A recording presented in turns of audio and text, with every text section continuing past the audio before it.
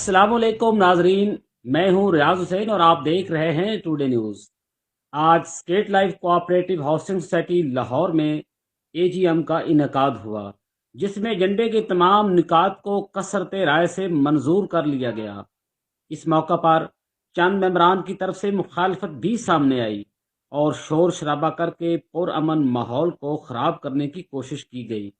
ताहम सोसाइटी के सदर कर्नल रिटायर्ड मुबीन सफदर जोड़ा और जनरल सेक्रेटरी मियां गजनफर इकबाल ने आसाब शिकन सूरत हाल का सामना किया, तनकीद को बर्दाश्त किया और जमकर सवालों के जवाब भी दिए।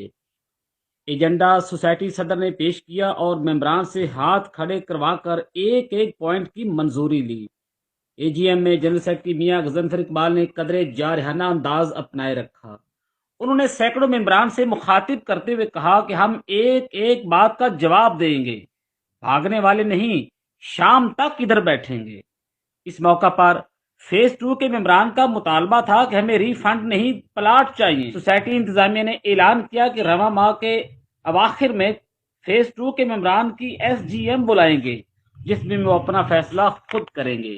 नाजरीन, एजीएम तो कामयाब हो गई, ताहम फेज टू के मेंबरान को अपने मसले के हल के लिए कमोबेश एक माह का वक्त दिया गया है। मैनेजमेंट कमेटी फेज टू के मेंबरान को किस तरह अकोमोडेट करती है, ये आने वाली एसजीएम ही बताएगी। इन्हीं अल्फाज के साथ रियाज हुसैन को इजाजत दीजिए। अल्लाह।